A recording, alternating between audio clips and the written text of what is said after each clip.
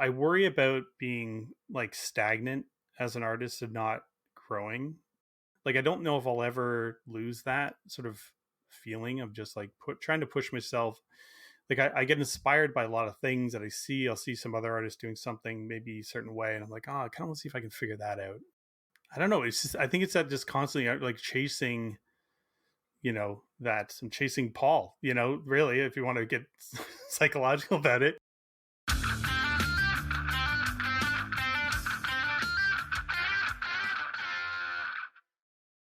Hey, yeah. Thanks for listening. I'm recording this in a makeshift pillow fort to cut down on echoes. A few weeks ago, Molly and I decided to sneak off to New York City for Christmas and the New Year.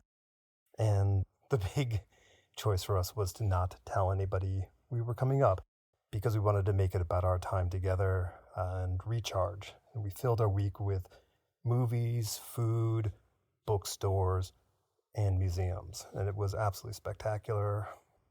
Our batteries filled right back up. And I can't wait to get back to writing. My intention for the year is to find representation for my novel because I'm midway through the second book and I have an outline for a new series completed, and I want to get that draft done in between book 2 drafts. This week's guest is Derek Laufman. I first noticed Derek a few years ago on Twitter. He has this cartoony medieval fantasy artwork style, which really caught my eye. And we crossed paths on a DM. And I said, hey, come on, please.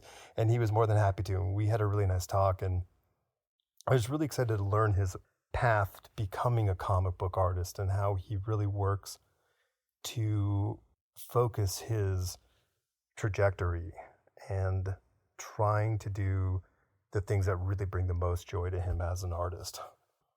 And we talked about what I'm now calling the theory of Paul, and that we all have a Paul in our life, or we all should have a Paul to help drive us, the things that we desire to improve in our life. So, maybe you listen along and you can identify the Paul in your life. I hope it's a positive influence. So this is me with Derek Laufman.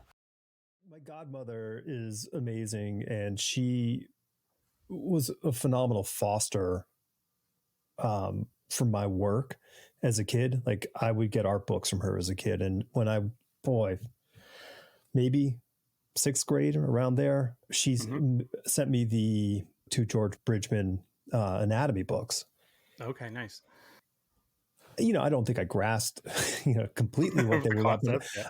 And I would sketch from those books every so often to try to figure something out, like the obvious ones that you were not doing well. It wasn't until and I'm wondering, I know there was the immediate pecking order when you're young, oh, that person could draw, that person can play basketball, right, or whatever the thing is, and you wonder, because we all have the friend who was really good at the thing, but they never did the thing. And I always wonder whether it's a combination of not getting support at home or by others, an external support to pursue it, or is it a matter that there wasn't a challenge, or at least there was no perception of challenge, because they were like, well, you're the one who's good at that. And they're like, well, I don't even try, so I guess that's it, so right. I wonder if that's the case. And for me, I think it was late in high school when I finally came in contact with an upperclassman, and maybe a year or two ahead of me. And this guy could draw. He was a transfer, showed up for 1 semester in our school and was gone. He was this sort of, he's he's the guy at the bar in The Big Lebowski. He's Sam Elliott. He just kind of showed up and dropped wisdom onto my little brain and, disappeared. But I really learned a lot from him because it was an early sense of creative competition. There was somebody who was better than me, and I wanted to be as good or better than them. So I really, really remember hustling to try to catch up, and then going off into art school. That's when that whole realm of there are other people here who are really, really good. And then Right. that's when I would grab an art book, and I would go through it myself. And I would like, okay, I'm going to learn this. And I'm going to draw every single thing from this book to make sure that I know what this is. And that was that whole kind of self chase. But that was because I got competitive, like, because I'm like, oh, I have to be better than other people if I'm going to have a crack at this, you know? Well, you know, it's funny you mentioned like competition, because even in grade school, there was one kid named Paul, and he was better than me at drawing. And I I was, hate you Paul. know, yeah, I didn't like, and he was popular. He was a popular kid, and he could draw. And I heard rumors, and I never, you know, we weren't friends. Even though we went through school, like right through high school, I don't think I've ever really even spoke to the kid like this. He was out of my, you know, friend zone, you know, so much so. And he, you know, I heard his dad was a cartoonist, and I remember like something he brought in, like probably grade 3. And I remember just being like, wow, did your dad draw that? Like, I was just like, but you could tell probably it was like one of those things, like it blew my mind. But like, you know, I was like, here's this kid who's like elevated. And it's probably because his dad was teaching him, you know, the principles of like, you know, and things like that. And he went on to do illustration in university, and then I don't know, or college, and I don't know what he did after that. But I think he was sort of my, you know, the competition I was chasing all through my life a little bit, even though he wasn't really in my circle. He was always in the periphery of like, I know he's good. He's out there. He was in the, yeah, when we got into high school, he was in the other art teacher's class, and I remember being jealous because my art teacher was like very art history focused, loved art history, really taught it, drove it down our throats. Right. And the other art teacher was a little more free and a little more like, yeah, we like appreciated cartooning and things like that. And I so wanted to be in his class, and never got to be in his class. And funny enough, in high school, I don't know if you're familiar with the artist Dax Gordine. He goes by DG. No, I don't. Anyway, he's done a lot of work for Marvel and Scotty Young. He worked with Scotty Young and stuff. And so he was in my art. He was in my art high school class, and we still to this day will reminisce about that art teacher, how he just kind of like held us down a little bit when it came to like us wanting to be in comics and do comics, and wasn't very encouraging. Right. So yeah, that was always a bit of a sticking point for me as well. But yeah, I think that kid Paul he was the kid I chased probably to try to be a little better. You know, and yeah. So I think, I don't know. Yeah, those motivations, right? Yeah, I mean, listen, I think you got to find them where you can find them, and I don't think when you're young you really have too much of a vision to say, well, I need to find a you know, someone I can compete against. It's just a matter of like, I guess you're fortunate if you end up having that happen, so you can kind of have a benchmark or some sort of, you know, flag to chase. So did you go off and did you go to art school, or did you self-taught? What was that course? So after high school, I didn't have much of a portfolio to speak of. I wanted to go to Sheridan because Sheridan College is just in Oakville, and I grew up in Burlington, so it was only about 20 minutes from my house. It was one of the best like art schools in Canada. And they had an animation program, and they had an illustration program. And at the time I had been pretty focused on, I wanted to do comics. So I thought illustration would be the way to go. They offered an art fundamentals class, which basically was like a do everything. You get graphic design, you get life drawing, a little bit of painting, things like that. So a bit of a crash course. That was nice, but I was like my first year of college, I was partying. I didn't really focus. Kind of wasted my year. Had a bit of a portfolio, but not enough to get me into the illustration program I wanted to get into.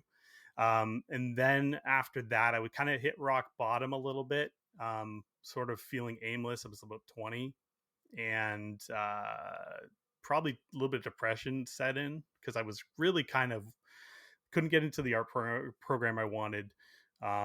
You know, there wasn't really a lot of avenues for, you know, good paying comic jobs back then. Maybe message boards started to come about, but it wasn't like there wasn't much out there, and not for like a kid who's still trying to figure it out. So Um, I ended up taking some night courses and like weekend courses through Sheridan. I sort of decided I was going to try to also get into animation.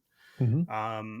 And so they had like a background design course, there was a watercolor painting course, life drawing, things like that. So I was able to actually build up a portfolio. And I again didn't get into illustration, but I got into animation, which it was actually harder to get into than illustration. But I think I had such a more cartoony style that I fought against. I was fighting against my cartoony style because I really wanted to draw comics. And yeah, so I got into animation, and that was like a big eye opener because you go into a program where all these talented kids, like, talk about going from like, second best with Paul in high school to now I'm with like 96 other kids that are amazing. All named Paul, ironically. And all named Paul, a bunch of Pauls. And yeah, so that was like, that was different. That was a different kind of competition. I think that was like I almost became like a sponge, from my peers, trying to learn as much as I could from these other talented kids. I think I learned more from the kids than I did from the actual teachers. The teachers were great, but it was just seeing these like vast amounts of talented kids, and some kids were really good at caricature, some kids really good at backgrounds. They also had different influences I'd never heard of, like I didn't watch a lot of anime. A couple of kids like watched anime, and they kind of tell you about stuff and kind of open your world up a little bit. I had kind of been closed off, in high school. In high school, all I had was Image Comics. That was a comic shop had opened up across the street as like my first year of high school, and it was literally right across the street from the high school. And then I go in there every like Tuesday, take my lunch money from the week.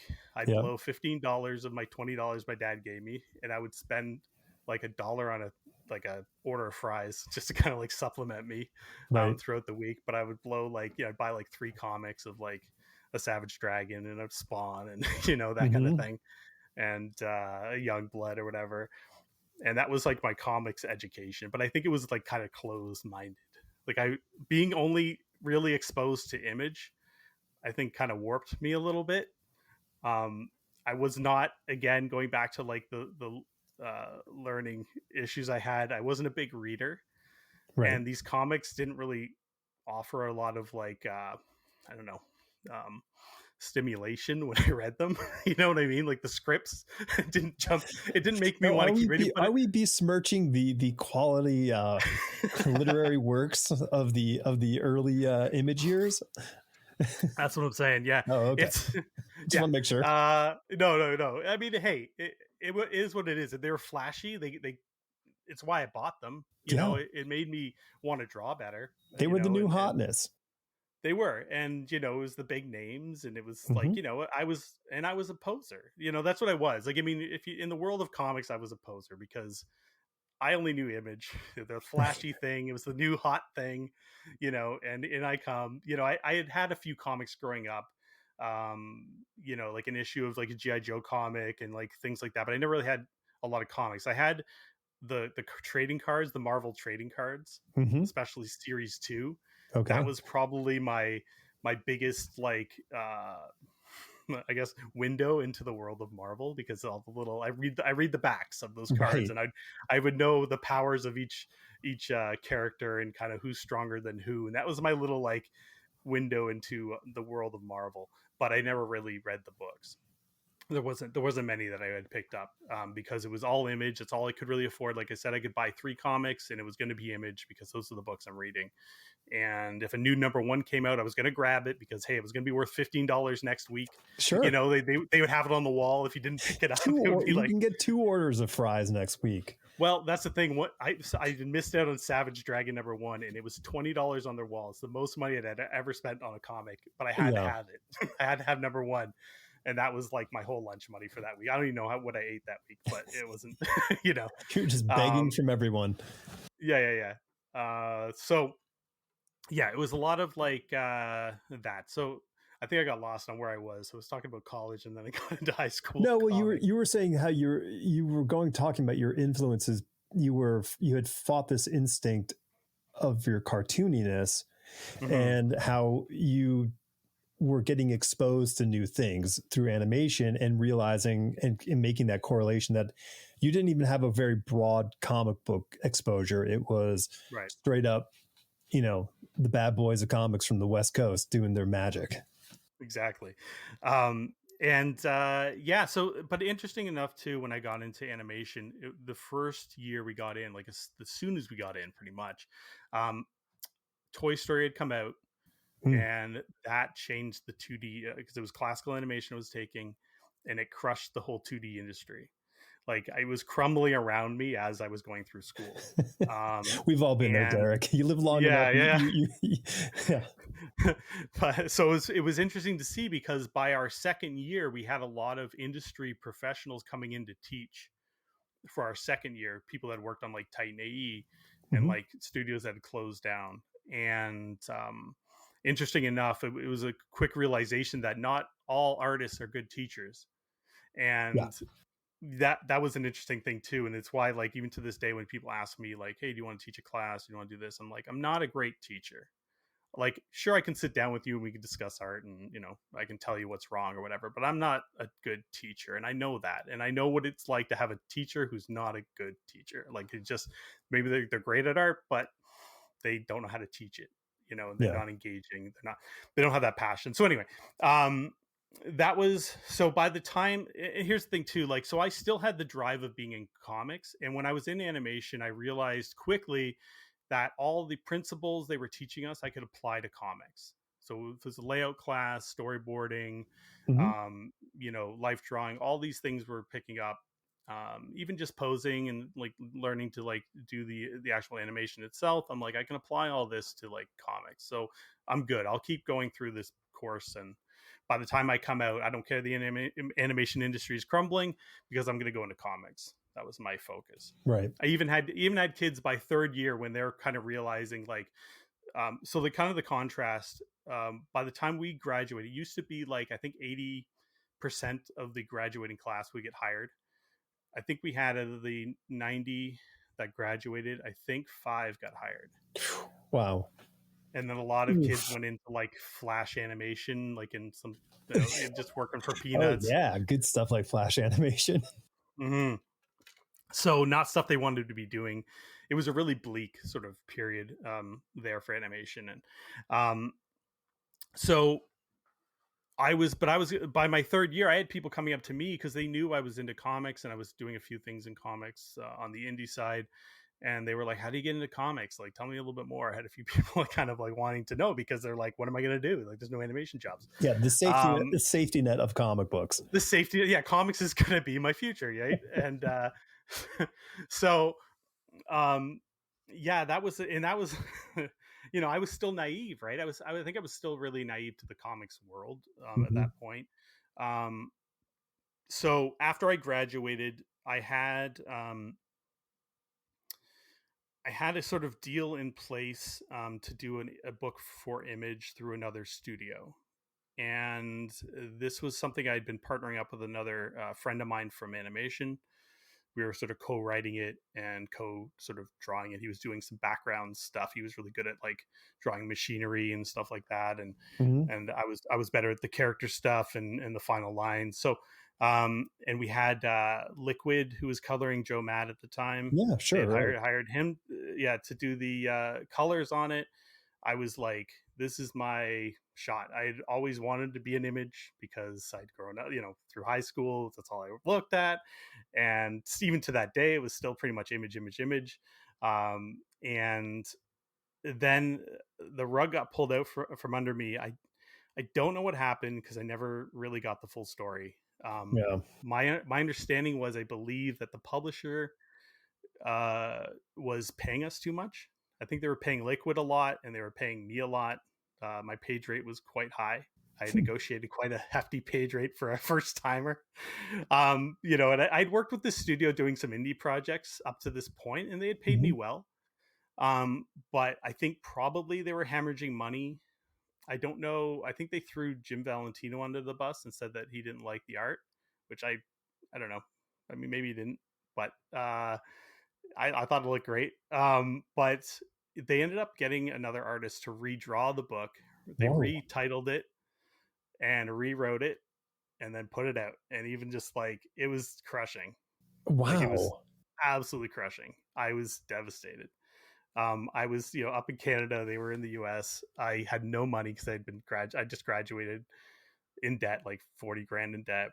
Right. I'm like, I can't take them to court. I don't know what to, like, I was, I'm like 24. I'm like, I don't know what I'm doing. I'm still kind of an idiot. Like, it's just, and so it crushed me. Like, I didn't want anything to do with comics after that. Mm-hmm. It destroyed my whole dream, and back then too, there wasn't like a lot of avenues to go and self-publish something. Or what year is this? This would have been 2002, I believe. Okay. All right. Yeah. All right. Yeah. So, and it was like, to be honest, I don't think the book did that well. And I think the industry was starting to crumble there too. Like around that time, like I think the Image stuff had fizzled. Yeah. Like, I don't know, you might know better than me, like when the real downturn after the 90s really happened. Yeah. When I stepped off of the sinking ship of the industry was at the end of the 90s. So it was really scary at that whole 98, 99, 2000, those 3 years. It was a real kind of like, whoa, what is like, you felt like the water was rising and there was only so much land on that island. And it was just not pretty. And, but that was, chiefly, with the big two. The big two were, they had made a lot of, they had made mistakes, and they didn't have any big revenue sources like they do now to sort of keep supplement the machine rolling in that respect. So, things just got chucked, page rates got cut. It was just, this kind of, yeah, you saw the writing on the wall. Yeah. Yeah. And listen, once again, I didn't have a vision and a plan in this one. I was experiencing it firsthand. I just happened to, somebody like point, they didn't even point, but an escape hatch appeared. And I'm like, I'll just go in here. And that was my solution. Was I'm just going to open this door and go into the other side and go do a different thing. And it was just. What did you do after comics? So I moved to Atlanta to start a studio with Dave Johnson. And so Dave, Dexter, and a couple other people, we were going to have a studio together. And Dave and I were in the same sort of boat in our career where we didn't know if we wanted to keep doing comics. We didn't know, and we were hoping that because we really dug each other as people and as artists at the time, we thought we would be able to inspire one another to do it. But we were so not in that place in our hearts that it wasn't a good, combination for either one of us after a period of time. But Dave is amazing, and he was teaching at a design and advertising school. He was teaching drawing because his wife, his then at the moment ex-wife, was a student there, and she had said, "Hey, you should teach a class here," and he did. And then he's like, "I don't want to be at the school where she is, so would you mind subbing?" And I said, "Sure," and I took it over, and I took the class over. And I'm standing there and I'm teaching these classes, and they kept saying, "Hey, do you want to teach another class?" And at that point, that's when the escape hatch appeared, because I'm like, I'm kind of digging this whole design world. I'm digging this advertising world, and nothing was happening with the comics. It was just this really bad, I don't know if being in Atlanta was a bad move for me in that respect, because I lived in Manhattan, so I could go and knock on the editor's door. And not in that. It's funny too, because back then, the internet was there, but still having that closeness. It was everything. I think being up in Canada, in Burlington, like, and it wasn't like there was a lot of even artists in my area that you could ask advice from, and connecting with people was hard. Unless you were willing to to spend money to go to conventions and maybe meet people there. But sort of being an introverted kid and and not having a lot of money and being broke, college kid and stuff, like I didn't really have that. I'd gone to Comic Cons a little bit when I was promoting the Image book. It was the first time I had gone to. So before we did the Image book, I had gotten to go to through the studio I was working with. They paid for me to go to the Chicago Comic Con. Which one was it? WizardCon? Was it Wizard World? I think it was Wizards World. I think was the Chicago probably one. That one. And then just before we sort of had like we're going to launch the Image book, we'd gone to San Diego, so that was cool to go to San Diego Comic Con. That was back before it became the movie centric thing it was. Really cool experiences got to happen through that area. I met Sean Galloway for the first time when he was going around with his portfolio. Very cool with Sean Galloway. So that's how I got to meet Sean, which was interesting, and we kept in touch after that. But that was the thing, right? Like if I had more of that, maybe it would have felt less daunting, and maybe the comics industry, maybe I wouldn't have had such a harsh sort of feeling towards it if I had been in more of a community of artists and maybe said, oh, this thing happens, or hey, I know this person, why don't you talk to them, maybe they can help. There wasn't that connection. I kind of felt like the whole door just got slammed, right? Like I get the emotional I don't think we give enough of that. I mean, it sucks. Listen, the emotional component really can undermine everything in this regard, and I think that if you don't have it, A, if you're not open to it, and B, if you don't have it. So if you have it and you're not open to it, it doesn't matter. But if you don't have it, a support network of people who are saying, hey, this is what happens. Because as you well know now, this is what happens. This is comic books. If you've been doing comic books for more than a week, you've had projects fall out from underneath you. Like it is that's the nature of the business. And it's, and I don't know, but listen, man, like, I mean, big projects disappear in different businesses. It's the nature of things. For sure. No, 100%. And I think, again, being young, being naive, and being a dreamer at the time, you're reaching for your goals, you're kind of, everything is, you have tunnel vision, because the dream is not to have this thing fall apart. No, you're like, everything's going according to plan at that point, right? Like everything I had done, I had told everybody I was going to do comics. I went through animation saying, I'm going to do comics. Here comes my big comics break, everything's going exactly as planned. And then all of a sudden, like, boom, like a bus comes and like crushes my, on my way to the finish line. And so I ended up going into getting a job. Funny you mentioned graphic design. So I ended up doing graphic design for a shoe company. Like a fledgling, like not fledgling, but just like a weird local, shoe company. It was in Mississauga, and I designed some shoes for them for a couple of years. I did a lot of their like marketing materials. It was a good chance for me to really get some knowledge in Photoshop. I got my first like tablet when I was working there. I convinced them to get me a tablet. I'd spend time like sort of secretly like trying to figure out Photoshop and draw things on the computer. And I did that for a couple of years. I got fired from that. Basically, I think the CEO realized that like I didn't want to be there, and I didn't. But it was an interesting eye-opening experience. I was probably about 27. I had met my now wife while I was in college, and she had worked at this place as a customer service rep, and said like, hey, they need a graphic designer. Why don't you come work here? So that's how I ended up getting that job. And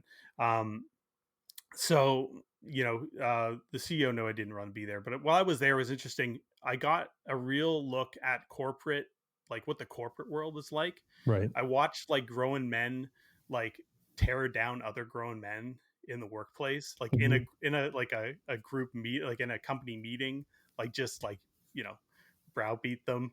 Like to the point where they're looking down at their shoes. Like it's like crazy. Like the level of like when you see these like quote unquote alpha male business types, like the way they act in the workplace. Like it really, I don't know. It was definitely like, I don't want anything to do with this corporate world. I need to do something art related, like more like I need to go even more art related. So after I had gotten let go from that company. It was about 6 months. An opportunity opened up in London, Ontario, for a company called Big Blue Bubble. They were looking for an artist. They were looking for a pixel artist. I didn't know what the hell a pixel was. I didn't understand. I was still kind of new to digital art. When they said, do this like Game Boy size screen, it was like GBA at the time. And, they wanted me to do a mock-up of like a little background. And I remember I drew this like tiny little drawing, and it was all the anti-aliasing, and it was like all smudgy, and I sent it to them. They're like, that's not what we want at all. Here's what a pixel is. This is what pixel art is. Like, dummy. Right. Like they liked my portfolio. I think they saw that I had talent, but they were like, we'll just teach you how to do this. Like they ended up hiring me, luckily.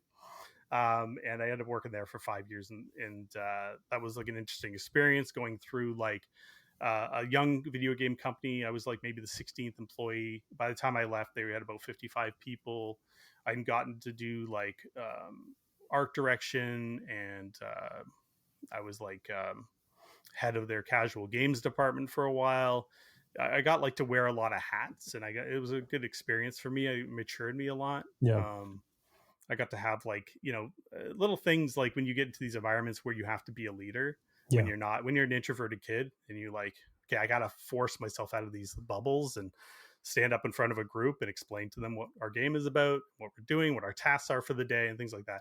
So good eye-opening experience. But the gaming at that time was like iPhone was kind of kicking off around the time when I left, and I had gone and started another studio with a friend of mine, and we did like a 2-man studio for about 5 years, and we struggled. This is like during the iPhone kind of boom of games, and there was a lot of money to be had, but it was quickly that window of like who was going to make the money was like really getting narrow. It seemed like when we first jumped in, it was going to be like, oh, all these people are making money, it's going to be great. And then it got like, oh, a lot of people are going to make a few people are going to make a lot of money, and the rest of you are going to suffer. Like it became like that really quick. And during that time, I had to start. We had our own game studio, and didn't have kids at the time. Neither of us, me and my business partner, and he was a programmer. I was the artist, and we worked crazy days. Like it was, easily 12, 14-hour days almost every day. And I was doing like half freelancing work while we were at the studio together. We had at his house. I would spend my morning doing freelance. I'd do freelance for other companies like video game studios. And then my little like sort of break back into comics happened around this time, because Sean Galloway, who I had met at San Diego and kept in touch with, he approached me with a project. He had gotten this project for World of Warcraft Pearls of Pandaria. It was a graphic novel, 120 pages. He needed help with layouts. And he had a few artists that he was going to bring on to do help with these layouts, because I think the turnaround was pretty quick on this project.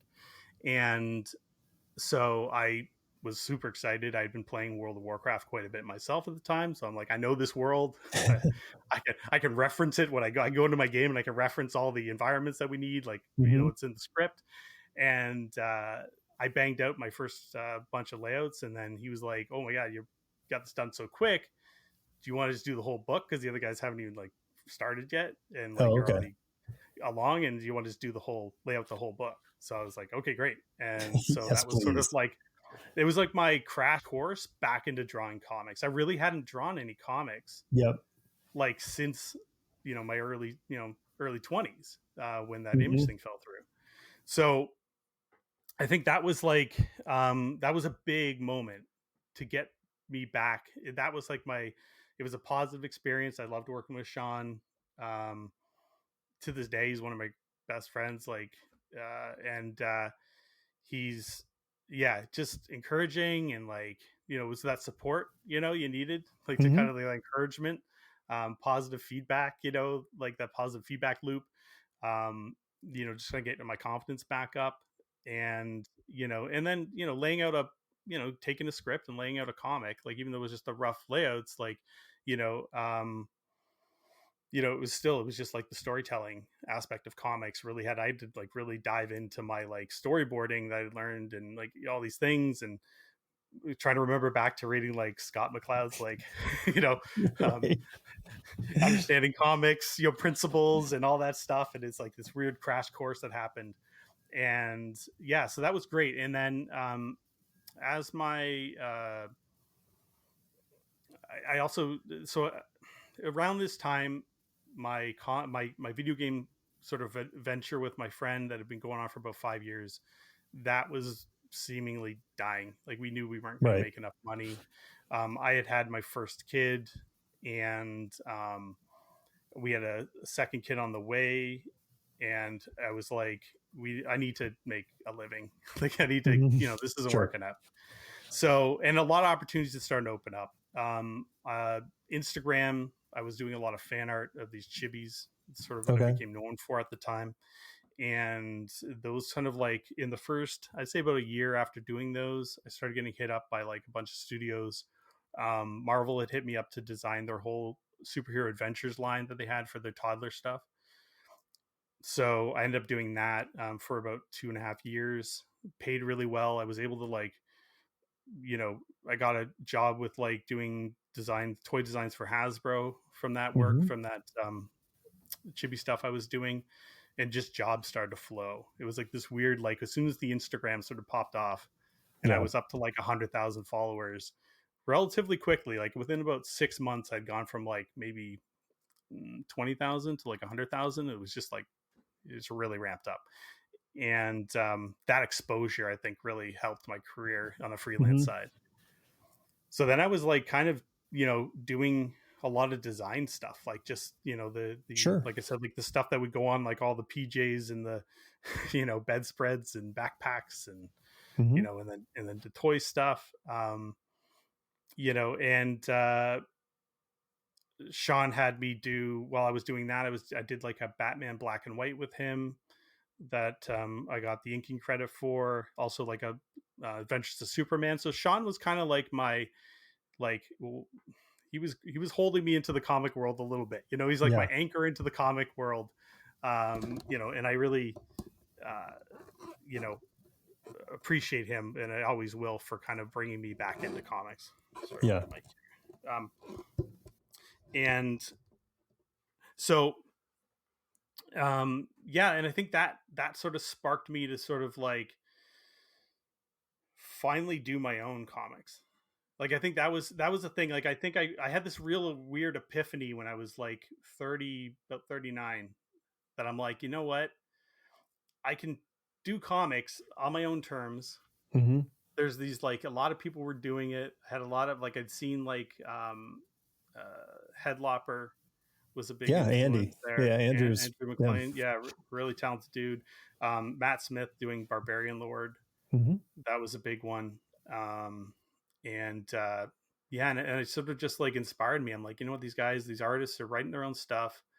I need to just do this. I can write it myself. I sort of had this weird thing that happened when I had my video game studio, where I don't know like what it was, but I really wanted to not have to rely on anyone else Mm-hmm. to Sure. further my career. Mm-hmm. And I really wanted to be able to take it into my own hands.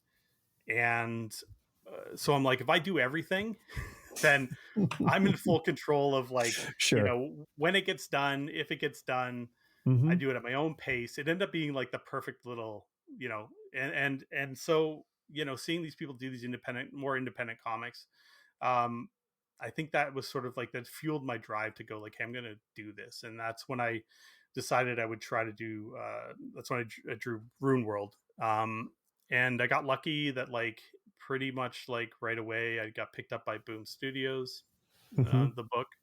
And that was a little bit of a high pressure situation. I had drawn the first 2 issues, but I suddenly had a schedule. I had an editor I needed to work with. Yeah. So I had to write a proper comic script suddenly, you know, because I didn't want to hand in what I had normally done. Normally I was just like writing on the page, Sure. like as Right. I went, right? And like out of respect for my editor, I'm like, I can't do that to her. That's not fair. So Right. I need to write actual proper scripts. And that was an interesting experience. Again, a little bit of a crash course and like trying to write a comic script, trying to make it make sense. Also having that page count, like knowing like, okay, I got this many pages to tell this story. Definitely challenging at times. There's things when like, when you're in the weeds and you're realizing like, okay, all these things I want to do, all these ideas I have for my characters and arcs they're going to have, how am I going to pay those arcs off? Right. Like what, and I have this many pages, so I you start doing the math, right? You're breaking down like all little scenes and you're like, okay, this scene I'm only going to have 2 pages, how am I going to make that work? This scene maybe I need at least 4 to get this done, there's right. And you're doing this kind of like weird comic math, and which I'm sure you're very familiar with. And so yeah, it was a really interesting, eye-opening experience. I don't know if I loved that, like holding that page count. I don't know if I loved that. I felt the story at times like wasn't as good as it could have been, because if I had more time to let a scene breathe or pace it a little better, or not have to shoehorn in exposition. Because like I'm not a big fan of exposition, but at times when you're like, I have to get to the finish line, so here comes the exposition. Right. Right, exactly. There are no travel scenes, right. Yeah. Right. No, how do you like, so I'm interesting thought about this is that like you're encountering far more constraints than you probably had before, in your creative process. Having to sit and write a script, there's a constraint versus just doing the artist writing, which is like thumbnails and notes and putting it all together. Right. And then the other one is this time factor. Like they're like, okay, cool, we're in business together, we need this for this time. And it's a very different kind of sensibility to go, oh, okay, I have to, and I mean, for me, I love every one of these things, because to me, these are the things that make me actually do the thing 100%. In a way that I wouldn't have if I was just left alone. Like, I'm like, okay, I need to come up with these solutions. But do you think now, having done, a bunch more work after, to this date than you did then, do you think you would feel as constrained by, the page count? Do you think you could have been more economical and still delivered what you think is fully satisfying story? Yeah, I think my approach, I would have had a better, sort of appreciation for the pre-production side of storytelling. How, really it's setting a good foundation for the story, like early on. And, really, I don't know. I think if I was going to be approached to do another, single issues story, I would really want to dissect what's important, what's not important. And, rather than, it was a bit of a, like, because I'd gone from my sort of weird artist version, like you mentioned, of like writing on the page and in this, thumbnails and stuff, to do half the book like that essentially, and then do the other half with the proper script. Yeah, I'm not sure how much, like, I'm not sure how much like better that story would have been if I would have just gone from the beginning, maybe just writing a script right from the start. Right. So like that's something, and I think I've been scared to kind of do that since. I did do it for when I did I Hate Fairyland short story for Scotty. It was only 10 pages, and and again, working with an editor, anytime I work with an editor, I want to give them a proper script, and so that's the best way to sort of approach that. And certainly that was easier. Yeah, I don't know. I think I'm still a little bit gun shy about doing a proper script still. I get it. I mean, like, I was terrified when I had to write a script, and I wasn't terrified about writing the story. Like, I understood my story on the first thing I ever did, but I was terrified to put the words down of what the characters would say. Like I had this Because real, does it cement it? Like, is it the cementing I think so. Like of it?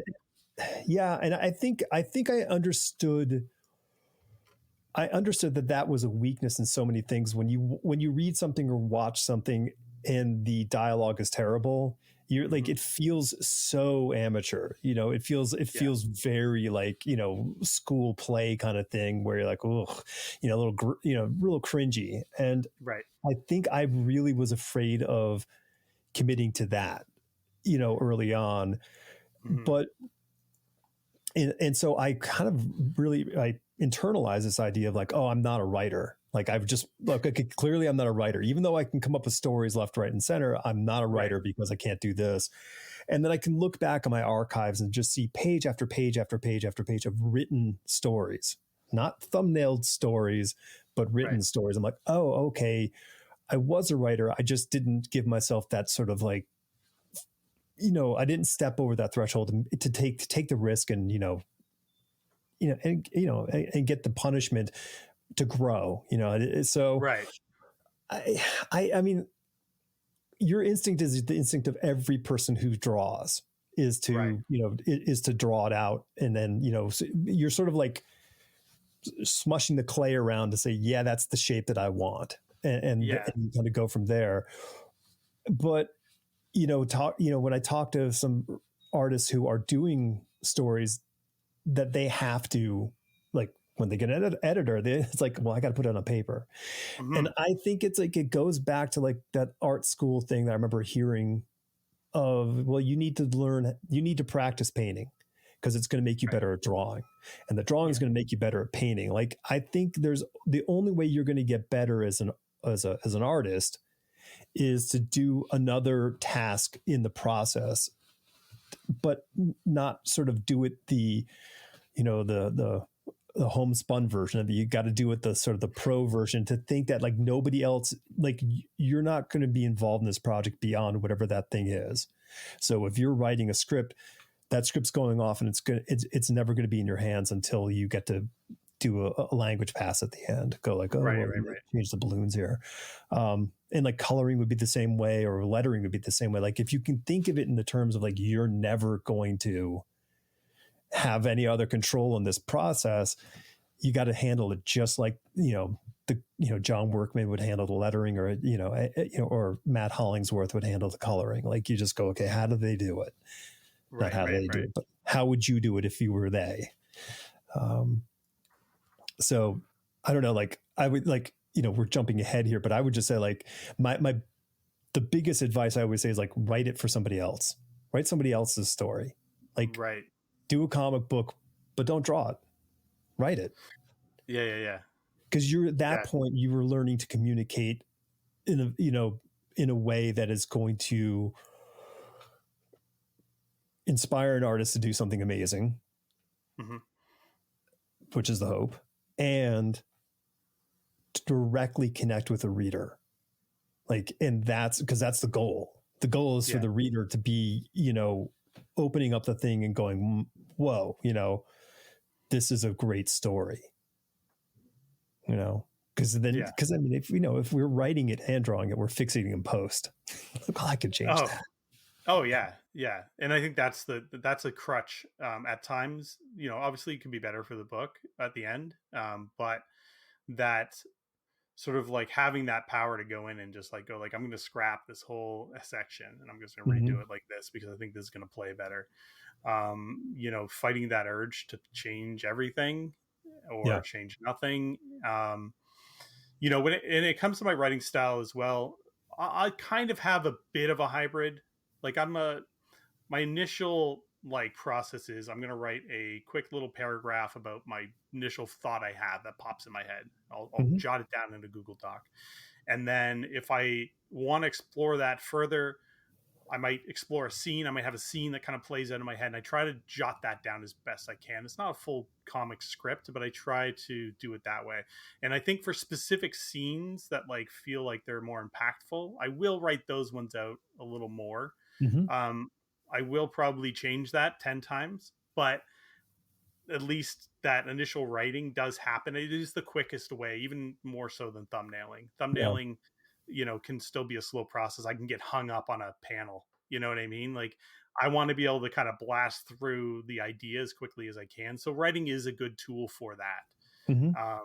But when it comes to, I don't know what it is. I always want to, and it's this urge to draw, like to get to the drawing, right? Because Sure. I need to see it. Like, it's this weird, this visualization, at least in the thumbnail stage. I think this is my favorite stage, is the thumbnailing. Like, when I can thumbnail at a page and I basically know, like, okay, I'm going to have a voice bubble here, and I'm going to do this here, and then this action happens. And when I start to see it unfold, like, that's where the excitement is. And then, less fun with the actual doing the artwork than actually. I totally know what I mean? Because totally agree. It's almost like I'm trying to, my drawing process, like my finalizing, is trying to hold on to the magic that was in the thumbnail. It's impossible. It is. And it's like, it's almost like seeping out. It's like you're, in a ship and it's sinking, and all the good stuff's coming out. It's that thumbnail, it's that initial sketch, that shape, and you're like, this is it. And man, it is so hard. I mean, I'm sure the tools, being able to take that in Photoshop and slap it up, to scale, and then be able to draw on top of that probably improves sort of securing some semblance of that. But, back in the day when we only had like a Xerox machine available to us, like, it was so much was lost in translation. Just, it was this terrible, sense of like, man, it used to be, you have this whole sort of like, lament of each panel kind of from that thing. I get it. I totally get that sensibility. Yeah. Yeah. Well, and so like it's a good sort of experiment I'm going through of realizing this sort of like from thumbnail to final. So my series that I've been working on, Crimson Fall, my first book I did in black and white, and with like essentially like a pencil line was like my final line. And there was a certain looseness to that. And I really enjoyed that. It was almost like, I could keep the gesture. I didn't really have to tighten up too much.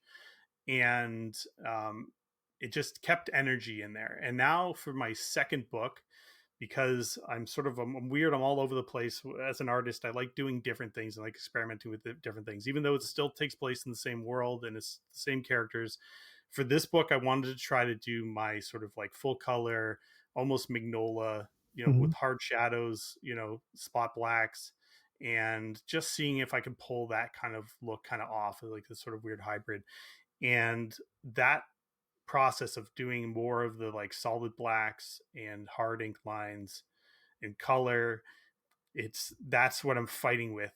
Like, even now as I work on it, that's my biggest struggle, is that I look back at the black and white 24 pager I did, and I love the energy of that. And not that I don't have the energy in the new one, but it's just, it's different. It's a different vibe. And I struggle. And I talked to my wife about them. Like, should I go and redraw it like the old book?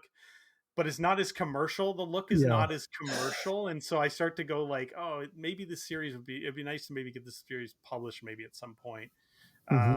So doing a more finalized, hard line color is maybe the way to go. And I think, that was sort of it. And I don't know, man, but as an artist, there's something that like tells me like, oh, there's just something in that energy of like almost like capturing, because it was the closest I had gotten to capturing that thumbnail stage was that first book. And even on Witch of Wickerson, because I had to do that so quickly because I was doing it for an Inktober challenge, so I was doing a page a day, and I did not have time to really refine everything. I kept it loose. I think that's where I sort of like, I don't know, would love to live all the time, is in that sort of keeping that energy going. I don't know.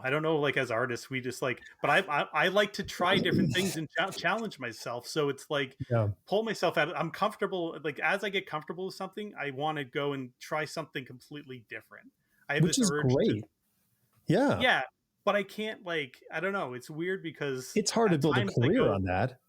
It is. No, like, I mean, and so like, and here's the weird thing. And we could talk a little bit about how actually, like, do comics on the side for this reason, because comics don't make my money. Like, I mean, Right. I make some money, it's great, but they don't pay my bills. All my design work, illustration stuff, that pays my bills. So I can kind of afford to be a little bit of a snobbish artist that goes, I'm going to do it my way.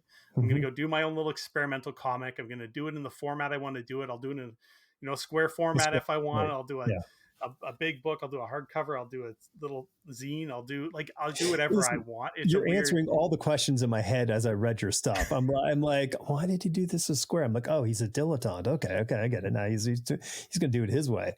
I get it. Yeah, it's just like, I just want. Yeah, it's that weird thing. Like, when I did Bot 9 and I wanted to challenge myself to do a comic without any words. Like, like, what if I'm not leaning on the script? Right. I'm not leaning on the dialogue to get me through. Like, how can I do a book like that? And I think in those challenges, and maybe because it's like a side gig and I need that motivation to kind of keep me going, because those side gigs, you're doing it in your downtime, you're doing it on the weekends, you're doing it in the evenings, you're kind of suffering through the missing your family and sure, locking yourself in your studio. And so you need those little bits of motivation to be like, there's this challenge, and once I get it done, it's like this weird satisfying, it's like, oh, I think I pulled it off, that feeling of like, I'm pretty sure I pulled this off. And then that feeling is pretty good, but it's scary. Yeah. But I don't know. Yeah. It's funny when you were talking about it, and I was thinking about the challenge of writing versus drawing. And I think what the thing about writing, when you really do explore the story and the characters in Word, you are you are stretching your imagination in ways, rather than going down the familiar grooves of the road of a pencil in your hand. Like, there's that sort of like, okay, let me figure it all out, through sketching, which is fine, but it's not the same thing. They're two very different kind of ways of sort of seeing something. One is seeing something with infiniteness in your mind, and the other one is seeing, how do I flesh something out, on a piece of paper, with lines. And it's a big challenge. And I think, like, it sounds to me like when you want to challenge yourself with all your different sort of methods each time, you might want to start looking into different writing way people do writing for scripts, and go, okay, let me try this. Maybe you want to write a script which is just a plot, and don't put any dialogue in there, and then go back into dialogue later. Write a full script where you're going full Alan Moore and detailing everything out of the thing to give yourself, because you may take a whole bunch of heavy lifting off on the drawing side for yourself to go, okay, now I'm going to solve all these problems, as a designer almost. No, for sure. Yeah. And you were also talking about, like, we were talking about the sort of the loss of spontaneity from sketch to sort of full finished work. And I think there's that bit of each layer sort of is a focusing effort. And each focus effort kind of smooths out a lot of the sketchy lines that get you to that cool kind of, all right, that's a great shape, but then you erase all those lines after you ink it. So like that stuff kind of goes away, and it's super tough. And you see the jobs, people do, you look, man, that inker did such a great job on that artist. You can see it where it works in a way that is such an improvement. You go, oh, wow, this is killer. Yeah, I know, I get it. But I love that you're trying to challenge yourself with each project, like giving yourself, like, what's your incentive? Yeah, like I think, I worry about being like stagnant as an artist and not growing. I always want to get better. That's something I push for. Like, I don't know if I'll ever lose that sort of feeling of just like trying to push myself like I get inspired by a lot of things that I see. I'll see some other artists doing something maybe a certain way, and I'm like, oh, I kind of want to see if I can figure that out. Or, Mm-hmm. There's just, I don't know. It's just, I think it's that just constantly like chasing, that I'm chasing Paul, really, if you want to get psychological about it, No, totally. if you want to bring it back, it's that, I'm chasing that, because there's so many Pauls out there, Yes. And there's an infinite amount of them. And, maybe to somebody, I might be somebody's Paul, Mm-hmm. but it's like that idea, I think that, there's just, and the amount of talent, and maybe it's social media like really opened it up like huge. You just see so many different things happening, like I'll just follow an artist yesterday, and a lot of their art is done with like just vertical hatch lines. And I'm like, that is such a cool, like, it's just such a cool, like, we see somebody just doing it, and you're like, oh, Right. I'd love to try to like figure that out. You just, like, I see Yeah. these things and I'm like, you know what? Like, maybe I can do that. I did some block printing stuff just because, I spent like 2 months trying to figure out block printing. I didn't get really good at it, but, Right. carving and all that stuff, just because I'm like, I saw some cool block carving stuff. I'm like, I want to try that out. um as artists, like, I think I've seen, and maybe this is another thing too, I've seen certain artists, and you know okay, so Mignola is a good point. Like, so Mignola, like, his early stuff, I'm such a big Mignola fan. And when he finally landed where he landed with like his style for Hellboy, like seeing the growth and seeing like, maybe I'm Yeah. chasing that a little. Like, I'm like, Mm-hmm. oh, like he just kind of like hit this pinnacle. And I'm like, I don't know if I'll ever find my pinnacle like Mignola, like, sort of just like, oh, this is, because everything he seems to do is just perfect. Like, if when I look at him, like, he's Sure. he's nailed it. Like, you know what I mean? Like, he's perfected. He found in his mind, he's probably like, I'm trying to get better all the time. You know what I mean? Like, I'm sure he Yeah. doesn't think that, but as an outsider, I look at it and I go, oh, he's like, not that he's peaked, but it's like you've transcended into this, like, art form. And I think part of me maybe looks at that and I go, like, I don't know if I'll ever find my little thing where I've like, oh, I've really nailed what I kind of want Mm-hmm. to do. And there's, I think I'm a little jealous when I see somebody like Mignola who sort of settled in Mm-hmm. to a style and it's so well crafted. And, and I don't know if I'll ever find that for myself. I don't know if I will. Do Yeah. you I know what mean, I'm but saying? yeah, I mean, but like that was also like 13, 14 years into his career, of Oh, of for doing sure. of doing comics. I mean, 10-year earlier version of Mike is not bad. Like it is very No, no, linear. no. It's still great. Like, Yeah, he was I super mean, talented back when he was doing his Marvel stuff. and listen, I love Hellboy, but like my favorite stuff of his, I mean, his Fafford and Grey Mouser stuff, Mm, and his follow up with Iron Wolf, like all within a matter of like 2 years, is mm-hmm. like for me is like my favorite stuff. But that's also because it's like P. Craig Russell is inking him and Howard Chaykin's writing. It's like all these kind of great people who I love all Right. getting together and doing fantasy and adventure. I'm like, well, that's a It was slam the dunk. perfect combo. It was like the perfect stew of Right. talent. Yeah. But then like, and I mentioned it not too long ago on the show that there was that summer that Mike did so many covers, maybe not a summer, but like a year for DC Comics. He did all these covers, like Elseworlds covers, left and right. And you can see this evolution of style heading right towards Hellboy. Like it is this Right. crazy, like month after month, getting closer and closer to what he ended up doing. And you're like, oh, this is great. And You almost see him figuring it out. oh Like, yeah, yeah, it's see it right there. happening. And It's were you reading his comics back then? Like, so you were dialed in at that oh yeah, time? yeah, yeah. I So mean, you would like, go to the comic shop and see the new one? yeah, Because, like, well, how exciting, like, I don't know if like that was your experience, but yeah. I mean, listen, I fortunate enough we were on the comp list. So all those DC covers came into the studio every oh, month. okay. So we weren't, but yes, they were on the the shelves. And, I mean, like I said, I was reading his stuff back, in the 80s when he did like Corum, which was an adaptation of a fantasy series. And he did all these really cool, really big kind of story stuff, that he was the artist for back in the 80s.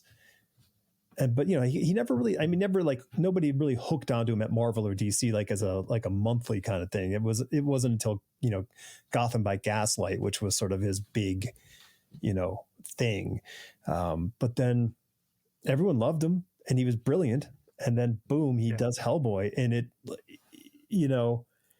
I think what you're also loving is Hellboy. You know what I mean? He found the thing that he loves to do, and that afforded him a playground where he could go in and go back and do his thing each time, versus kind of having to reinvent himself, which was what he was doing previously. I'm going to be doing Fafhrd and the Grey Mouse. I love that book series. What's my interpretation of that? Okay, I'm going to do an interpretation of Howard's comic, sort of, from the 70s. What's my take on that? I don't think it wasn't until he made his thing, that was his thing, that he wanted to do, where he had the opportunity to go back in anytime he wanted and work on that and make it something, more and more him. Yeah, for sure. No, and I think that, and so I think that journey he had, obviously so important to where he landed. And I imagine too, it's I've been doing comics now for, I guess, on and off. Not the full-time schedule. I've done four books. Yeah, 4 books and some shorts and stuff. So my toe in comics is just kind of there. It's a toe. I have a toe in the comics world, and and I'm certainly, I love it. I wish it paid more. Yeah, that would be great. Yeah, of course. What a and I'm fortunate that I have a fan base that's willing to support my books. That I can even justify making them. I think that's, I'm definitely grateful for that, and I think that having positioned myself that I can sort of keep experimenting and keep trying to find what interests me and what keeps me going is something I don't take for granted, and it's I don't know. I just did Inktober, and I was I've been reading a lot of manga, and I'm you know what, I want to get back into dip pens. I hadn't done dip pens since I was 17, 18, when I was first, you first get your first dip pen from and trying to figure it out and scratching the hole in the paper. And, but I spent the month, I was using dip pens. I was using screen tones that I'd never really tried. I'd tried them a little bit here and there, but I'm I'm going to try to do traditional screen tones. And it was just I had so much fun during Inktober this year. Yeah. Just doing fan art with manga sort of style, tools. It was just such a fun, and I don't know, I don't know if I'll ever lose that, sort of urge to experiment. And then when I sort of pull it off to a certain degree, and I feel I don't nail everything, but I'm certain things I'm picking up along the way, and maybe I'm, sort of slowly Frankensteining myself into something. And and maybe 10 years from now, and, in my 50s, maybe I'll hit that sort of aha moment where I'm what, I feel comfortable sitting here, but I don't know. I don't know.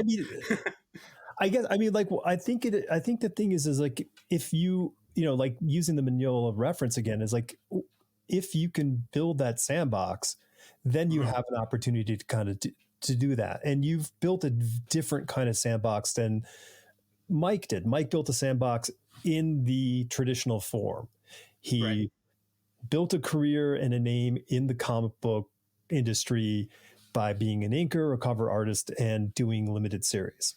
Okay, here I am. I've done these things, and everybody, and he's a favorite among fans and a favorite among artists. And then he hits upon the thing that's his thing, and everybody like responds positively, I mean, like Crimson Falls could be your thing, like that Yeah. could, it could be your thing. I mean, it's as you said, it's inspired by Hellboy. It's inspired by like The Witcher, maybe even a bit of Headlopper in there, like there's this cool quality to it, but it's this world that you're like, I like this world. And, and if you have a character that you really like coming back to, and you have a world that you want to keep investigating, right. That draw may end up being more powerful than saying, I want to do a dip pen, short 8-page comic, right. That might be a fun project, but it might not be what you want to do. Right. No, for sure. No, I think, and it's funny because I think it was about maybe 4 years ago, I listened to Mignola in an interview, and he talked about Hellboy being his sandbox to tell the stories he wanted to tell. And that little line, I was like, one day I want to create my little, sort of Hellboy-ish world that I can tell my sort of darker stories in that I have in my head, and, and I can sort of tap into that. And not obviously, trying to emulate a Hellboy is crazy. I mean, I'm not even, but in my own way, having my own creating my own little sandbox like that. But I guess it's like, like you said, all my books are kind of in my sandbox because it's, whether it's, I get to play, like whether it's, I want to do, a kid's story or like a middle school story or, violent, crazy, swear fest. I can do that. I didn't want to pigeonhole myself. Going back to my chibi stuff that sort of made me popular, one of the reasons I sort of broke away from it is because I got scared that I was becoming that guy. And that's scary. Yeah. You know what I mean? Like, because it was like, my artwork, I mean, that stuff has been stolen. I don't know how many times, like copied. Like it's a weird thing to be, to sort of, I guess, have your work kind of, take you lose control of it. Yep. Like it's a I almost kind of lost control of it, and it didn't feel like I owned it as much anymore. Right. For various reasons. And so I don't know. And maybe that was part of it as well. Experiencing that, seeing it sort of, and just sort of ever since then kind of trying to reinvent myself, and not just, pigeonhole myself in one thing. I mean, and partially too, the longevity of my career as an artist has come from me being a bit of a chameleon. Like I found like whenever I, would get a freelance job, or like when I was working in video games, having the ability to draw a few different ways really helped, make me a valuable asset to a company and to an art director. That art director could come to me and say, we need it to look like this. Can you do something that's similar to that? And I think, for a long time, I even struggled to find my own style, like in my 30s, because I was so much a chameleon of just, what do you need me to draw? I'll figure it out, and I'll kind of draw it that way. But it kept me employed, and it kept me, putting food on the table.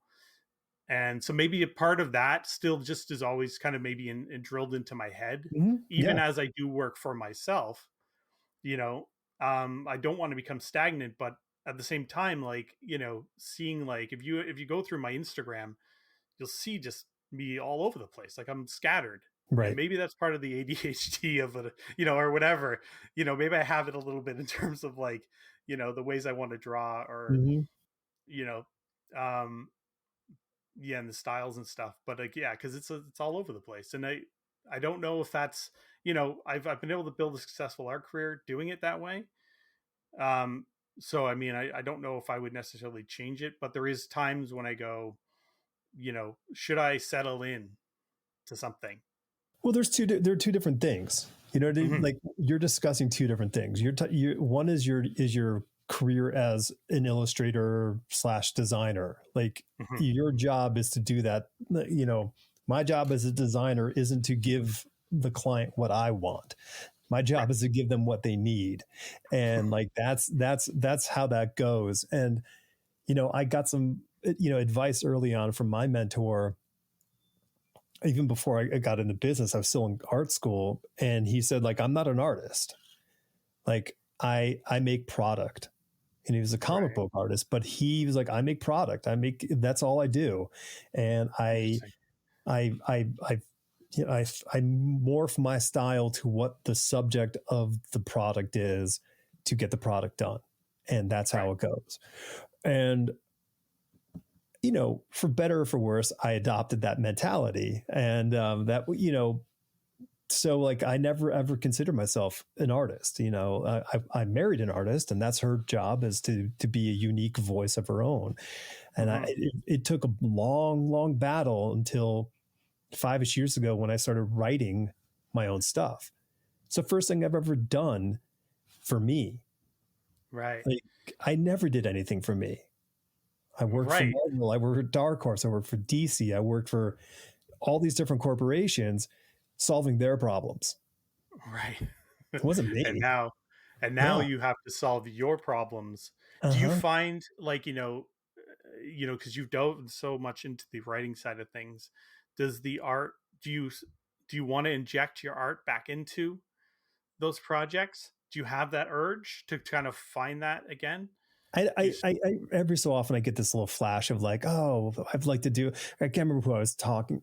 I had an upcoming episode with Paulo Rivera, and we were talking afterward, and like he's got stuff that he wants to do, and he's like, but I'm gonna have to like figure it out. I'm gonna have to do like an 8-pager, and then I'm gonna have to do like a single issue. I'm gonna have to like work up to what I want to do as a writer and artist in that combination. And would I love to, sure. I'd love to have enough money in the bank account where I wouldn't have to think about like anything and draw a comic book. But the comic book that I want to draw is going to be too laborious, for me to sit and just like, I know that feeling. And that's probably why I try to keep my projects small, so that I can sort of still do that and not have I don't write epics, I like to write, contained smaller stories, that are more manageable in that sort of sense, because yes, like that same thing where you're like, how much time can I dedicate? Like there's times when my wife and I will discuss, okay, like to have this done for, say, this convention, so in order for that to happen, I need about 2 months off of my freelance work. Right. And, so we're going to have to set aside money, and how long are we good for, or what, and I'll work my butt off to like, so, freelance gigs and build up a bit of a nest egg to then go, okay, I'm going to take 2 months. And then, and it's tough. Like it's tough, but I don't know. Part of me is like, the satisfaction of holding the book, even if it's small. Yeah. It's just, I don't know. Like there's not a better feeling apart from like my kids being born and like getting married. Like, I don't know if there's a better feeling than holding that thing in your hand and going, I did this. I finished this thing. Even if it's not perfect, I finished it and it's done, and I can sell it. And, and then that's almost like, it's like a weird drug, that I'm sort of, been chasing now for a few years. And so then that's part of the reason why I keep them small. I had ideas that were larger, and I go, I'm not ready. I'm not ready in my life for something that's like 160 pages. It's too, you know what I mean? Like, yeah, I mean, like we said, this is 2 different jobs you're talking about. Like, there's this career thing, and then there's this other thing, which is, comics, and they're not a casual affair. Like, let me just say, like, comics as much as I would love it to, no. Yeah. So, but I mean, the beauty of comics though is that, and I mean, this is sort of like, from the indie space to the pro space, is like they come in all shapes and sizes. Unbelievable. And so it's like, whether you're like, I'm going to do a 3-panel comic and I'm going to throw it online. Like, the beauty of comics is that, you can sort of like, sort of scratch that itch, on any level you want, whether it's your super epic fantasy tale that goes on for, ever pages of forever, never ends, to your quick little, shit, even a one panel comic, like it's yep. it's that's where I think comics are beautiful, because like, Yeah. you can really just fit it within your lifestyle. And Mm-hmm. that's why I like to try to encourage artists that like want to say start getting into comics. I'm like, do a quick small story Yes. and finish it and have it beginning to mid, have it finished, have something done. If Mm-hmm. you can print it, great. When you hold that thing, it's just such a high. Listen, man, the mini comic it's the mini comic. Like Mhm. everybody who wants to do comics, do mini comics. Just Yeah. do them, because the barrier to entry is negligible and the satisfaction level is super high. And like, for the stories of people I know who've made their mini comic, took to a convention and sold, all 50 copies or all 100 copies or whatever it is, like, how Mhm. great is that for them? Like, how Oh, yeah. wonderful. It's so beyond, like, wow, right on. High five. It's amazing. It's Yeah. amazing. And it's funny, like I love, um we have TCAF in Toronto Comics and Arts Mm-hmm. Festival, and you see that breadth of like, from the final like published stuff to the people's little zines. And it's just such a sea of like everything that comics can be Yeah. in one convention. It's literally my favorite show. I'll go around, like I used to go before I'd go as an artist, I'd go as a fan. It was like the one show I'd like to just go and just buy. I'm buying like 20-30 different comics, because it's like, oh, they're just all so many shapes and sizes, and it's just exploration and artistry and weird experimental storytelling, and Mm-hmm. just it can be so many different things. um you know it's and when you say too, like I would love to see you do one like that, like do like you have aspirations like yourself about doing those, like a small zine for yourself or something, like just to... Man, I my personal ambition always, like, super, like, exceeds my time. Like, Mhm. I'm the kind of person who's like, cool, but what if it's this and this and this and this, and then next thing you know, it's this huge thing again. Like, I have a very Right. hard time, like, I'm just going to do this thing on a very small scale. Like, Right. it's a terrible thing. I like building things. Like, there's an internal thing that I love to build something and grow something and make something a thing. Um, and I thought, like, okay, well, just being a writer, that's an easier way for me to kind of contain myself in some sense. But the problem Mhm. is, this comic book artist that, has been in me my whole life. It's Right. very hard to, like, stifle that all the time. Like, at times these moments Do you come out, feel I'm like like, it's a caged beast? There's like this caged beast inside of you. It's like, let me out, yeah, Alex. Let me out. yeah. Let me grab that pencil. Let me just grab that pencil. Yeah, Hmm. it is very much like that. And, of course, there are there are skills that diminish quickly and in life, when you don't apply them over and over again and keep the For practice sure. up. Drawing is definitely one of those things. Like, Yeah, it does. It does. The muscle. It's a weird. Yeah, like yeah. drawing is a muscle, and it's Mm-hmm. not like you can't build that muscle back up again. No, But yeah. it does take time and dedication to Yeah. reinvigorate those muscles and Yeah. those Like, muscle memory. I can, like, if I got a phone call, the email, whatever, from a client saying, hey, I need to have an illustration of something, I can, grind it out, and I'll grind it out and it'll look great. I'm Hmm. not being braggart here, but, like, I'll Because you make, know how to execute. yes. But if it's a matter of, like, hey, let me just sit down with the sketchbook and draw, it ain't happening. Like, that Right. whole Right. muscle is just atrophied, and, in a wheelchair. It's going to take a lot of Rocky Balboa effort to get that thing back into shape. Hey, you know what? There's never, I don't know. Like it's one of those things. Like I just, you know, I would love to see it. Like, I don't know if that would, me bugging you to do it would help it Yeah. anyway. But I would love to see you take that, There's a project that out there. plunge. There's a comic book project out there that I am over this winter, I'm going to do a pinup for. Nobody's asked me to do it.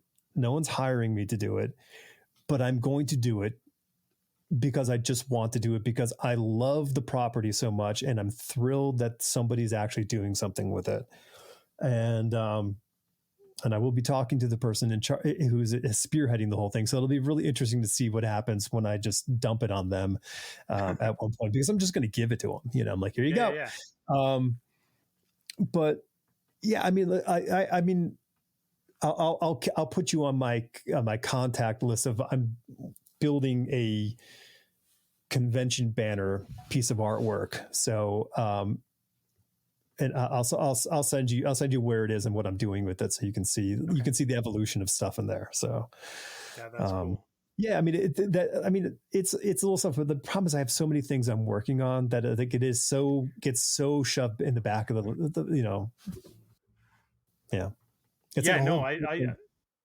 I totally understand. It's tough. It's always tough to find the balance and the time, and you know, I think the and you're good at other things too. And I think that's, part of it, right? Like you're driven by like your writing, you're driven by your podcast is great. Like, it's I'm a fan of it. That's why I reached out to you just to tell you, I love your podcast. It's an easy way to get on the show to tell me you love it. Well, no, I didn't even expect you to ask me. I was just like, during October, I started listening because I wanted to just have some background noise while I was doing my traditional stuff. And I discovered your podcast. I'm like, these are there's so few podcasts out there that have creators just talking about comics and their process, and they're in this way, in the way you do, and you do it in a way it's almost like a therapy session. And I really yeah, it's like if you're like the comics therapist or something, right. I don't know what it is. It's, you have this maybe it's your voice and the way you present ideas and stuff, but in the way you sort of dig in to the minutia of things, and it's such an interesting way. So I just to pat you on the back, it's it's just it's a special thing, and I'm sure this is a ton of work. It is. I mean, it's not a ton of work, but it's enough work for me to go God, or for at least my wife to say, can you get paid for this thing? That's that amount of work it is. When a wife turns to you and says, can you get paid to do this? I'm like, oh. Why do we pick these things to love that don't pay very much? You know what I mean? I didn't pick it. You didn't? Do you pick podcasting? It picked you? It's sort of, yeah. I didn't. How did you fall into it? Just out of curiosity, what? I was pandemic, or no, this happened before the pandemic. My wife is being an artist. She went off to Ireland for a residency, and she was gone. So I reached out to art school friends and said, "Hey, remember how we used to hang out and draw together? Why don't we just do that once a week?" And I was honestly inspired by the Drink and Draw show with Dave Johnson and the crew, and so I started doing that. But then going back to what I said, me being me, I'm like, what can I do with this? Can I so I started asking other art college friends, and I happen to go to a good art college with some pretty great comic book artists. So we started having those people coming on. And then I said well, let me ask my friends in the comic business if they'll come on in. So I started asking more and more people. And then one day I was talking to somebody, and he said, "Oh, I love your podcast." I'm like, "What?" I'm like, I have a podcast? Right. I didn't really recognize I was doing a podcast per se. So, right. I was like, I mean, you're good at it. I kind of wondered if you had some sort of radio background, took any of that. Cause I had a friend who took radio in college, and he kind of had a voice for things, but they never did anything with podcasting. But I kind of was curious because I'm like, oh, you're just so good and natural with it. I wondered. I just like talking. Okay. Well, hey, I'm curious. make a podcast then. I'm inherently curious. And but you're passionate as well, and you're knowledgeable. Even it's a little bit intimidating, your knowledge of comics. For someone like me, like I said, I have my image base, and it's like, and I know that like, your depth of knowledge in the comics world is quite more vast than mine is. It's like I'm envious of it. I wonder. Yeah, but I wonder though, like, I wish I was exposed to more comics when I was growing up. Like, I didn't discover Bone until after college. Right. There's just so much, that was happening that I sort of ignored. Maybe because it wasn't flashy enough. Right. Sure. Yeah. And I didn't appreciate it, and I wasn't there for the storytelling as much as I was there for the art. Yeah, you're right. I get it. Listen, I've been like black and white comics for the longest time. I'm like, there's no color, Oh, for sure. Yeah. Kind of. Yeah. Now I read them. I'm like, I love these, but I don't, but it's like, I mean, you don't know. You just like junk food when you're a kid. So yeah, no, like, I mean, I think that's part of it as well. Like, the type of kid you are, I was not a intellectual by any stretch, and it's I don't know, you feel like you miss out on certain cultures. You see some kids that come up and they know things, and they've like, it's almost like their parents are exposing them to all these really cool things growing up. My parents had no clue about comics, so, or anything, right? My dad never sat me down and goes, "Hey son, check out this issue of Spider-Man." It's like, you know what I mean? Like, I never had that. And I kind of envy it. Maybe that's the different generation, right? Because so many, people our age who have comics. I'm giving like my oldest son, like, The Last Man to read, and, and Hellboy, and, trying to get him away from Dogman and being like, hey, here's some, try. This is what I want your, not that he's into art, but just expose. I still want to expose him to some of the cool stuff that's out there. For sure. And, and I think that's kind of like the new generation of artists probably have, that's maybe why they seem a little more in touch. Mm-hmm. Right. Yeah. I mean, listen, it's all out there, well, here I'm saying, making myself sound old, but at the click of a mouse, I mean, like everything is out there. Like you can see this stuff and be exposed to every sort of nook and cranny of the comic history, which is a huge benefit. Like, and not to mention YouTube and podcasts and conventions. I mean, it's all there to get a great education in comics. And, it's never too late. I mean, listen, I just read Bone from front to back last year.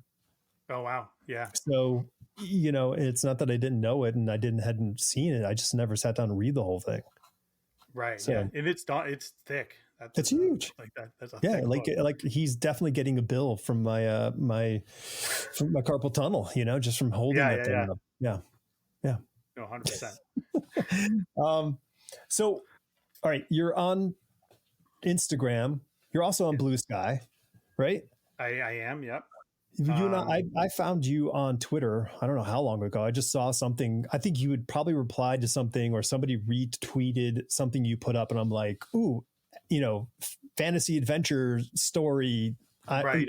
So I started following you because I'm a sucker for that. And then and I only use Twitter now for direct messages. So thank you for reaching out there. No, but it's weird about Twitter. So I sort of, part of social media is sort of promoting my business, so I could move as many books as I can, as much merch when it comes time to like put something out there. Yeah. So I held on to Twitter as much as I saw Twitter kind of taking a downturn. It was interesting though, because when everybody kind of a mass exodus of artists happened, suddenly Twitter became like I started to get some real numbers, like really? On stuff I was posting, which is really interesting. It's almost like the pool of talent got smaller, and there was less. So it's like I kind of like taking advantage now, since I've sort of remained, and I'll still always call it Twitter because I think the name is stupid. And but yeah, it's interesting, and I've been lucky too. I never really got into the, when it comes to social media, I never dug into like real uh debates. I never debating with somebody online is insane.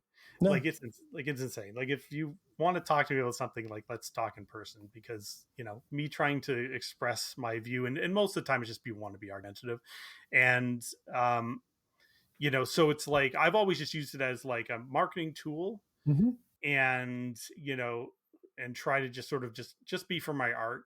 And yeah, so Twitter for me was never really too toxic. Like I never got Yeah. many comments of people telling me I'm a horrible person or whatever, or they hate my art or whatever. You get the odd one that pops up, but um yeah, but like, so I'm sort of glad I remained for that reason. I Yeah. used to have I used to have the blue check on Twitter for real, The real and one. now I don't, and I don't want the fake one. And when that happened, I was gonna be like, oh, screw this place, I'm out of here. But I'm kind of glad I stuck to it, because yeah, like it's weird to see the numbers the way, and social media is so all over the place when it comes to like algorithms and how you get exposure. And because it's just such a big part of my business, I try to. And that's where, like, if the blue sky comes along, it's like, yeah, I got to try to jump on it and see, if I can get any See what traction on happens. there, and Yeah. see, because, if it does blow up, I know how important Instagram was when Instagram started taking off, and that kind of made my freelance career. Mm-hmm. Um, Social media can be a powerful tool, as much as it can be a detriment. Um, I still think finding, you know, I love it for finding new artists and being inspired, but it at times Yeah. becomes like oversaturated, and you need that balance of like, can I not expose myself to so much stuff that like I'm losing focus on what I want to do. Yeah. There is, you know what I mean? There is Yeah. that kind of, Totally. it's an overload of Mm-hmm. talented people. Um, yeah, but Yeah. No, I get it. I mean, it's I have very sort of strong rules I have to employ when it comes to social media, just for my own frame of mind, just to keep my head together. Yeah. yeah, no, 100%. Yeah. So you're working on Crimson Falls Part 2? Yeah, so this one's called The Shore Tower. It's a sort of another monster story. A little bit, sort of my take on like I don't want to say a werewolf tale because it doesn't involve a werewolf, but it was sort of Mm-hmm. inspired by that a little bit. And yeah, so I'm hoping to have that one finished for March and then print it for TCAF, which I believe is in Cool. May. That's my goal at the moment. I have a follow up to The Witch of Wickerson, that I've been sort of trying to figure out, and I've done some work on, but I struggled with the story a little bit. And that one's a little bit longer, and then we talked about getting into like longer projects, and this one's about Yeah. 100 pages, and that's Okay. kind of pushing my limit a little bit, and I'm like, this one's going to take me a while to do. But yeah, that one was sort of interesting because in The Witch of Wickerson, it was about like a witch who terrorizes a community of rodents, and during this time she destroys their town. Mm-hmm. And not to spoil alert, but spoil my own book, but I wanted to do something like, what it'd be like the aftermath of some character like that. Like, what would the world be like? What do these characters have to go through after Right. a disaster? Sure. And so exploring that was interesting to me, almost like a natural disaster for them, but it's like Yeah. this big pig witch was their natural disaster, and how they're going to survive, and sort of like opening up the world a little more outside of their town, and how much chaos she's kind of caused around the whole area, because they're Right. small rodents and they kind of live in this grove, but like, she's devastated other communities as well, and how Mm-hmm. they've been affected, and sort of just like my way of just like expanding on that world. So it's kind of fun as well. So like I almost have like two stories that I'm constantly bouncing around in my head right now. And then yeah, and then it's like whenever other ideas pop in, I don't know if you're like this, but like I have endless Google Docs of Yes. just half brain ideas that I'm like, hey, there's something here. Yep. There's a nugget, and maybe and I'll write a little bit. And that's why I said, like, sometimes it's just a paragraph, sometimes it's a sentence, sometimes it's, maybe a A page word. of something, Yeah. or No, you just don't know, right? Like you just collect them. You collect them and you hold on to them, because if you don't write it down, you'll never remember it. So you have to write it that's down. true. That's true. And then you carry on with it, because you'll find that those things end up fitting together. You're like, you know what? Right.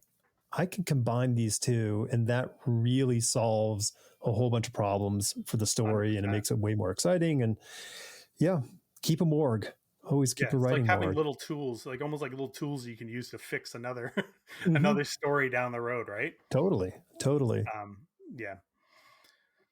So yeah, that's pretty much what I. Yeah, just don't lose your motivation on the thing you're actually trying to do by getting That excited by. Yeah, the scene, like it's like that, like the dog sees a squirrel and you're like squirrel, and Uh-huh. you like run over and chase the squirrel. Um, yeah, that's always a struggle. But yeah, I just had like my Kickstarter for my third art book just got Mm-hmm. finished, and that'll be the last art book I do for a while. I'd sort of done 6 art books now, and this one will be out officially probably March.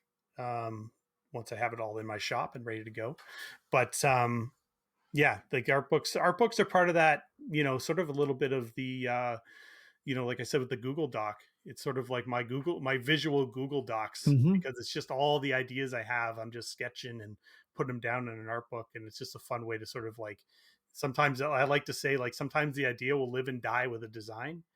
Yeah. Like that's where the story lives and dies, because it's as far as I kind of want to take it, but it's enough that it sort of scratches the itch creatively. Yeah, it's super smart also, just to, if you can benefit from all the sort of downtime, or the thing that you're not doing, but if you're still doing these things that are side little things or just little daydreams, but if you can turn that daydream into something that it builds into something else, like an art book or an anthology of a whole bunch of 6-page stories, like whatever it is, you just put them all together. Well, yeah, and that's how like Crimson Fall started. It was just like a sketch in one of these art books I was kind of doing at the time, and a little light bulb went off. I'm like, I like this design, and where does this go? And I'll write a little story, and yeah, and then just the rest is kind of history. So it's just, you never know where that little spark is going to come from. Might be from art, might be from a little, idea in your head. But yeah, well, I really, really dug the Crimson Falls story that you shared with me. It's like, it's right up my alley. So I was super excited. So I can't wait that the next one comes out. Thank you. Yeah. See what it looks like too. Pretty excited to hear it. Yeah. You can see maybe you'll be like, you should have stuck with the black and white sketch lines. Maybe it would have been better, but I don't know. Hopefully I can pull off the other one too. And maybe it's like one of those things where you're like, hey, you know what? Both are okay. Both look cool. And that's, at the end of the day, that's what I'm trying to do, is just make something that's, hopefully professional looking, even though it's like indie books. I think that's like, it's weird. Like as an indie sort of comic guy, I sometimes it's a bit of a stigma, I think, with like indie comics, that they're maybe a little lower quality or something. And I'm trying my best to, get it printed with good quality, like, try to make the art as professional looking as I can, make the writing as good as I can. And, that's my goal, is sort of like, create professional looking indie comics. Yeah. Well, I think that's a great goal. And, listen, if you make the thing that you want, the thing that makes you happy, the thing that you really, really want to read, listen to, see, whatever the thing is, or eat, that's the thing you do. And, I don't know, man, like people can just tell what is the thing that people, like this means something to somebody. They can see the passion. Yeah, it's all right there, or they can, they sense it and they know what to do. So, and even if it doesn't make you rich, you're going to be happy. That's the most important part of it, because if you're not happy, you're not going to keep doing it. No. Just do the thing that you want to do. I mean, don't ignore the fact that you have to pay bills and, have responsibilities in life. I'm just talking creative pursuits. Don't don't go crazy. Cool. So go follow Derek if you're not already following him amongst the other 100,000 people. You can find him on Instagram and Blue Sky if you're lucky enough to be on there at the moment, and Twitter. He's on Twitter. Go find him on Twitter.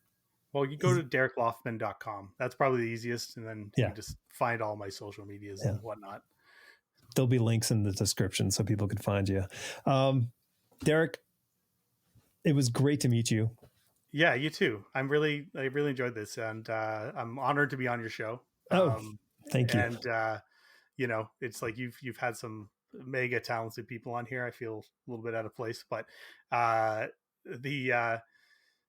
think it's just, I don't know, such a great show. I hope you continue to do it for as long as you're finding it, creatively satisfying for you as well. It is stimulating and it is therapeutic. So I try to lean into both of those things for my own self. And like I said, I appreciate this as like a therapy session a little bit. It is fun to sort of dive in and see kind of like where, how these pieces connect in your life.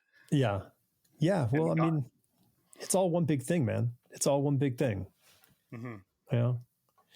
All right, man. It's been an absolute joy.